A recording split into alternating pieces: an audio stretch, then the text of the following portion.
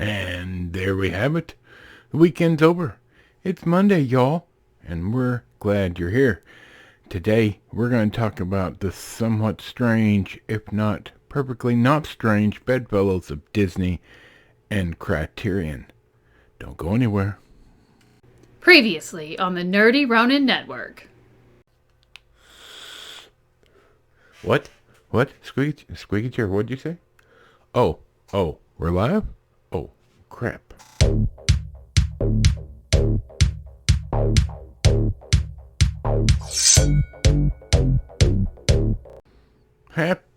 Happy Monday. That's right. Weekend's over. Work week is now here. Everybody's back to the daily grind, including me. I hope you're all doing great. Like and subscribe if you haven't already. We're getting close to that 100 subscribers, and I'm happy to see that. And we appreciate each and every one of you. Squeaky Chair never quits talking about how wonderful you guys are and how glad we are to have you. Check out the description down below for some cool stuff. Maybe you'll find something you love as much as I do. They don't pay us. We just like their stuff. Oh, boy, today is a good one. And it's not about a movie. It's about two huge corporations getting in bed together to shaft all of us. Maybe. Okay, so we need a little history here first. All right, everybody knows Disney. Disney is a huge corporation run by the Twitter mob, it seems, most of the time.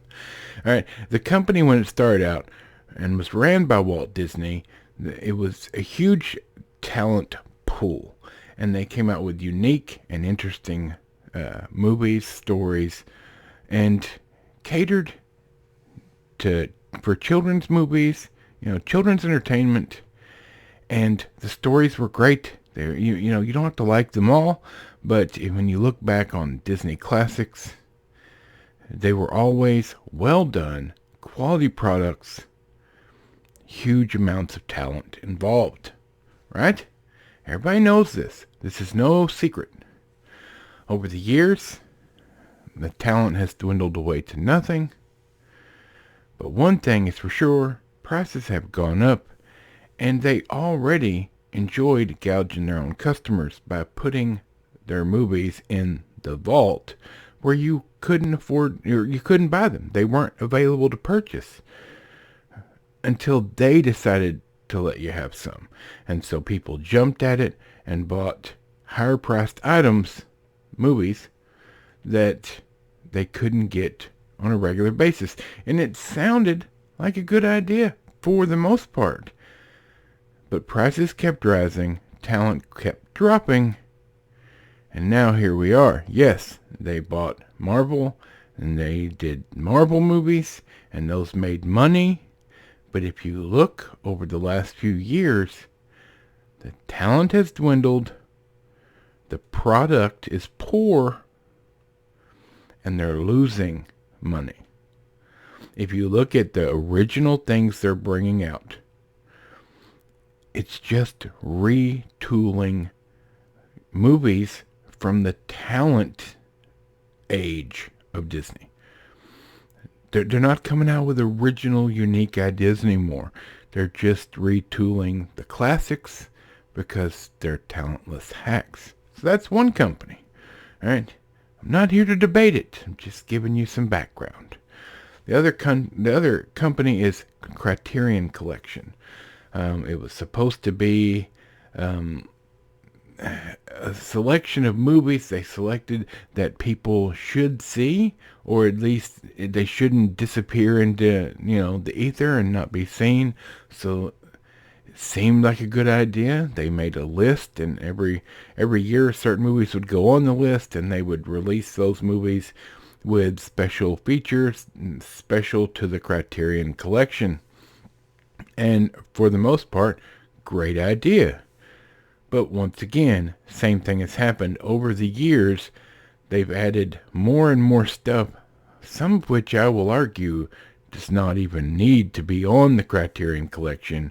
Meanwhile, classics, things that are great movies that should be seen, there's a huge group of movies on the Criterion Collection that's out of print, and you can't get them from Criterion, which kind of seems backwards, like the opposite of the reason the Criterion Collection was started to begin with. Not to mention the fact that Criterion Collection is super overpriced. Except for in November, when they do, for most of their retail, especially Barnes & Noble is the main retailer for Criterion Collection, you get half-price Criterion Collection, which is not a deal when you've got a Blu-ray of an older movie that's $60, and yay, now you get it for $30. It's a money grab. Not in all... Look, I have several Criterion movies from their collection. They have some great stuff. But overall, the selection is overpriced. And not always worth it. So those are the two companies we're going to talk about. I am not saying that Criterion Collection is a bad thing. But man, between Disney and the Criterion Collection, or the shills coming out of the woodwork to protect both of these companies with what was just announced is disgusting. So here's what has happened. It was announced that WALL-E, the Disney movie. Now you can say, no, that's Pixar. That's not Disney. No. Disney owns that movie. It's a Disney movie. The deal that was announced was made by Disney and Criterion. In November, for the first time ever, WALL-E, a Disney movie, is being put on the Criterion Collection and sold starting in November, which just happens to coincide with the 50% off sale. Now, Disney has its own stuff, alright? Criterion Collection is not for that. There's no reason to put a Disney movie on the Criterion Collection. In my opinion. You may disagree, and that's fine. But hear me out. Disney is hemorrhaging because their movies are not doing well. They can pretend that they are, and yes, a lot of people go see them just because the mouse is there. It's in the title. But they're not doing anywhere near what they should be doing. And they're refusing to do unique and original stuff. They are just retelling same stuff over and over because they've become talentless hacks. Here's what I believe is happening. Disney needs to refill their coffers and make some quick money because Disney Plus is not doing well. Alright? Their movies are not as successful, and they're not being honest about the numbers when it comes to people watching their service and watching their products. So what do? They reach out to a respected company like Criterion, who is supposed to stand for honoring cinema and treating cinephiles and fans of movies and cinema in general as respected members of the community. And they've gotten in bed with Criterion, or Criterion has gotten in bed with Disney. Disney's always been shady over the most recent times. To help, because people are going to swarm out to buy their Criterion stuff during November and the sale that goes on then. And people are going to grab up WALL-E because it's part of the Criterion Collection, thus filling Disney's coffers so that they can continue to put out bland, uninteresting garbage. Now you can say, a lot of the shields are saying, oh, well, at least such a great movie that I don't care. I don't even find it that great. I'm not saying it's bad. It's just not. Once again, a movie going on Criterion that doesn't need to be there.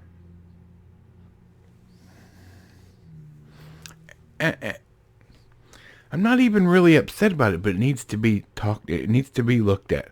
Don't rush out in November and snatch up Wall-E if you can get it elsewhere. Go find a used copy. Until people quit giving Disney their money for garbage, Disney will continue to make garbage. Why should they change? Why should they have to be original and unique and do the job that they should be doing already and pride of the mouse brand if people keep giving them money for subpar products? It's not going to happen. Why should they try? Why should they work harder to make a better product when they can just race or gender swap an old character from classic Disney time frame and ruin their own property? They don't even care about their original properties. Why? Because it's like rich people. All right, a person who has worked hard their whole life to earn all that money respects that money way more than the child of a rich person who is handed the money and has never earned anything. And that's what we have here.